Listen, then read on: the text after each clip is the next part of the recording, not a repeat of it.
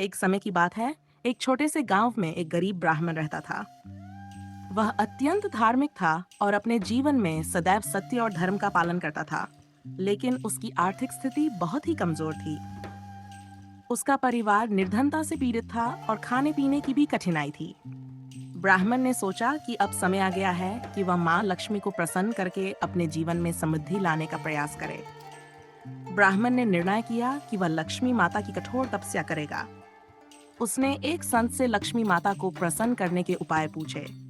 संत ने कहा, हे ब्राह्मण, माँ लक्ष्मी को प्रसन्न करने के लिए सबसे पहला कदम यह है कि तुम्हारा हृदय पवित्र और सच्चा होना चाहिए।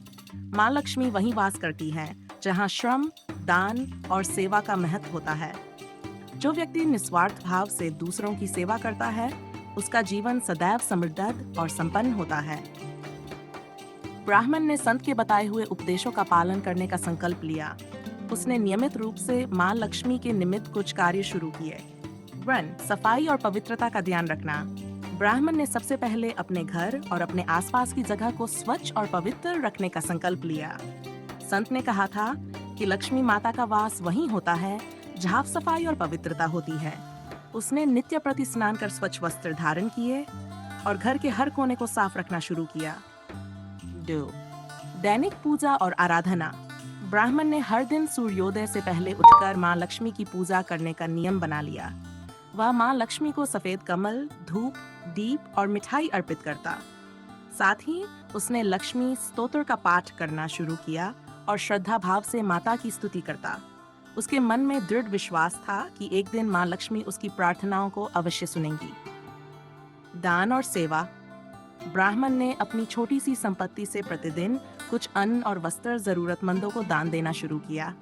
उसने समझा कि लक्ष्मी माता केवल धन और ऐश्वर्य की देवी नहीं है, वे करुणा, सेवा और दया की भी प्रतीक हैं। जो व्यक्ति दूसरों की भलाई के लिए अपने पास से कुछ भी देता है, उसके जीवन में लक्ष्मी अवश्य वास करती हैं। ईमानदारी से श्रम करना। ब्राह्मण ने ईमानदारी और परिश्रम से काम करना शुरू किया। वह हर कार्य को लगन और पूरी निष्ठा से करता। उसने समझा कि माँ लक्ष्मी उन्हीं पर कृपा करती हैं जो कड़ी मेहनत और सच्चाई से अपने कर्तव्यों का पालन करते हैं। संयम और सादगी। ब्राह्मण ने अपने जीवन को सादगी और संयम से जीने का संकल्प लिया। उसने फिजूल खर्ची से बचकर अपनी सीमित आवश्यकताओं में संतुष्टि पाई। संत ने उसे बताया था कि लक्ष्मी माता उन पर कृपा करती हैं जो अपने धन का सही उपयोग करते हैं और उसका दुरुपयोग नहीं करते। कुछ ही महीनों बाद ब्राह्मण के जीवन में परिवर्तन आने लगे। उसके द्वारा किए ईमानदार प्रयासों और निस्वार्थ सेवा के कारण गांव के लोग उसकी प्रशंसा करने लगे। उसे छोटे छोटे काम मिलने लगे और धीरे धीरे उसकी आर्थिक स्थिति सुधरने लगी। रात, ब्राह्मण ने स्वप्न में मां लक्ष्मी को देखा। लक्ष्मी माता ने उससे कहा, हे ब्राह्मण, तुमने अपने जीवन में श्रम, सेवा और ईमानदारी का जो मार्ग अपनाया है, उससे मैं अत्यंत प्रसन्न हूँ। अब तुम्हारे जीवन में धन और समृद्धि का आगमन होगा, लेकिन याद रखना, इस समृद्धि का उपयोग सदैव अच्छे कार्यों में करना। उसके बाद ब्राह्मण के जीवन में धन धान्य की कमी नहीं रही।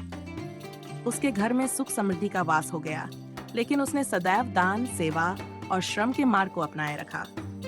वह समझ चुका था कि माँ लक्ष्मी का सच्चा आशीर्वाद धन में नहीं, बल्कि कर्म और धर्म में होता है। इस कथा से हमें ये शिक्षा मिलती है कि माँ लक्ष्मी को प्रसन्न करने के लिए केवल पूजा पाठ ही नहीं, बल्कि श्रम, सेवा और ईमानदारी से जीवन जीना जरूरी है। जब हम सच्चे हृदय से परिश्रम और सेवा करते हैं, तब माँ लक्ष्मी हमारे जीवन में स्थायी रूप से वास करती हैं।